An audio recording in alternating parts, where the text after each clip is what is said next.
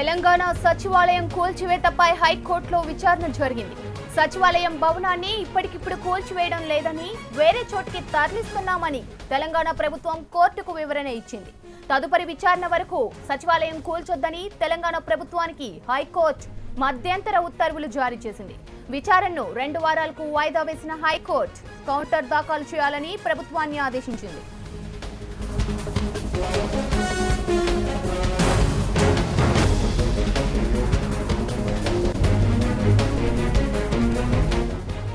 ఇక దీనిపై మరింత సమాచారం మా రిపోర్టర్ సందీప్ అందిస్తారు. సందీప్, చెప్పండి, సచివాలయం కూల్చివేతపై ప్రభుత్వం కోర్టుకు ఏం చెప్పింది?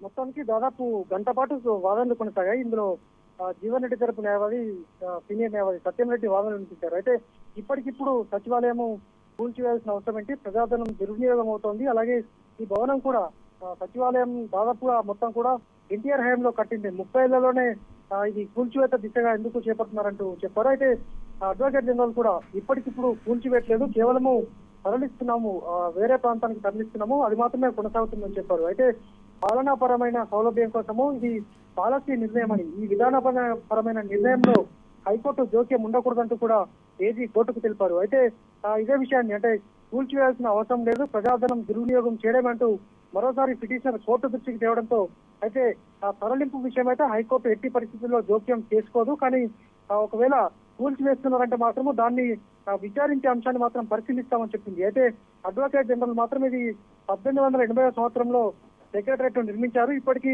పార్కింగ్ సమస్య లేదు, పార్కింగ్ సమస్య పెద్ద ఎత్తున ఉంది, అనేక ఇరుకుగా ఉన్నటువంటి పరిస్థితి. ఈ నేపథ్యంలో ఖచ్చితంగా దీనికి ప్రభుత్వం ఒక విధానపరమైన పరిపాలన నిర్ణయం తీసుకోబోతుంది. కానీ కూల్చివేత మాత్రం ఇప్పటికిప్పుడు ఉండదని మాత్రం తెలిసింది. అయితే 10 రోజుల్లో కౌంటర్ దాఖలు చేయాలని ఆదేశిస్తూ విచారణ 2 వారాలకు వాయిదా వేసింది. Right, thank you Sandeep. ఇక దీనిపై మనతో స్పందించడానికి Congress MLA Komatireddy Venkatreddy phone line లో సిద్ధంగా ఉన్నారు. నమస్తే సార్. నమస్తే, చెప్పండి. కోమటిరెడ్డి గారు, చెప్పండి, ఇప్పుడు ఏదైతే మనకి సచివాలయం కూల్చివేత ఆపండి అంటూ హైకోర్టు నుంచి ఆదేశాలు వచ్చాయి, దీనిపై మీరేమంటారు? దీనిపై మీకున్న అభ్యంతరాలు ఏంటి?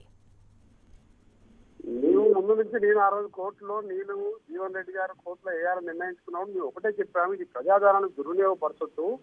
వాస్తు పేరు మీద నూతనంగా 10 సంవత్సరాల క్రితమే ఎల్ఎన్టీ అనే ప్రముఖ నిర్మాణ సంస్థ కట్టిన డి బ్లాక్ కానీ, హెచ్ బ్లాక్ కానీ, ఇవన్నీ బ్లాక్స్ కొత్త బిల్డింగ్స్ తో పాటు నూతనంగా తెలంగాణ గవర్నమెంట్ కదా ప్రతి మినిస్టర్ కూడా 2-3 కోట్ల రూపాయలు ఖర్చు పెట్టి రెనోవేట్ చేసుకున్నారు.